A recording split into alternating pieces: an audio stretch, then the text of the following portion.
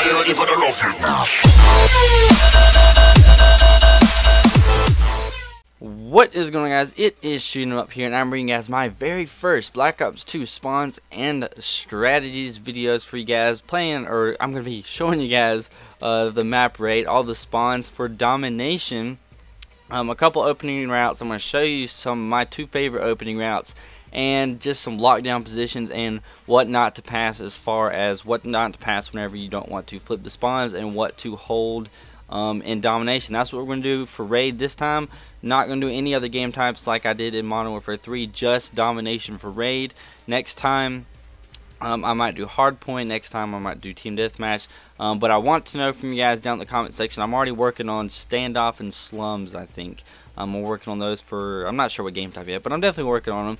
But as far as this is my first one. This is just a test one, guys, so leave your comments down below about what you want more than what I'm doing right now, or less, or just, I need your guys' feedback for this to make it the best series ever on YouTube. But as you guys have been looking at this entire time that I've been talking, you're looking at all the spawns for raid and domination.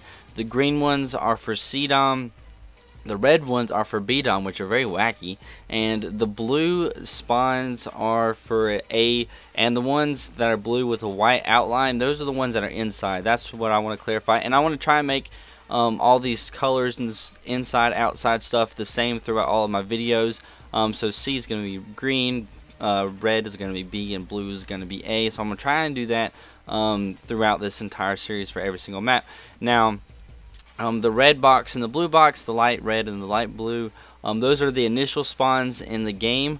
But as far as the spawns in this one go, by the way, like by experience, I know that you want to hold A and B dom and spawn trap them, not necessarily spawn trap them, but just hold them back at C. And there's a couple things that go into that. Number one, the map is just made that way. The spawns, as you guys can see, if you're holding A and B, you have more spawns on the A side for the B flag, if that makes any sense. Just so that'll help you, I guess, spawn better, and it gives the game a little bit more variety of spawns to choose from if, you know, certain spawns are being taken up. And there's a lot of spawns over at C, but for the most part they're more clustered up, and I do like that, so you can kind of tell when and where they're going to spawn if you do have, you know, a good map control of the map. So you guys want to hold A and B, and those are the spawns. Now I'm going to show you guys the opening routes for this map. There's 4 different, for the most part, opening routes. So whenever you're coming from ADOM, you can jump out the window, but these are the biggest 4 opening routes, and the ones that I like to choose are the farthest right opening routes. The farthest right arrow that splits, and the farthest right up at the top. From A and C, I like to choose those right, or if you're coming from C, it'll be flipped and it's the left one. But anyways, I'm gonna show you guys a video of my 2 favorite opening routes right now.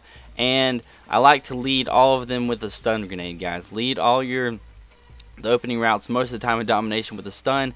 Get your kills, and even if you don't hit them with a stun, throw a bouncing Betty or something like you guys are going to see, and just pick up those kills. Because also one thing I want to point out before you guys watch the opening routes that I do, I know a lot of the times in domination for certain maps like this one where it's a real fight for the BDOM flag, I just skip the initial flag, the neutral flag. I just skip it unless I'm about to get a streak. I just skip over that so I can get an extra rush, extra heads up, you know, a half a second. And when in this game, that really does count.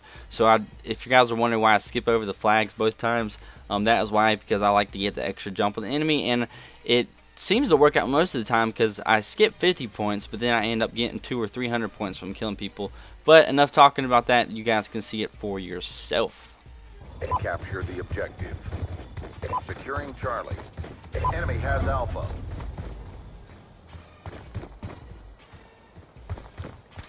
Concussion out!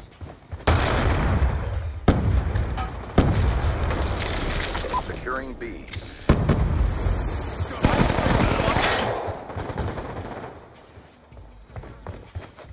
Securing Bravo.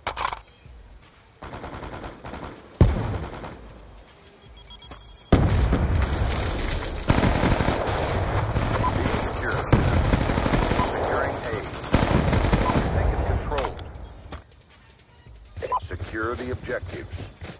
Securing A. Alpha lockdown. We've pulled forward. Concussion up!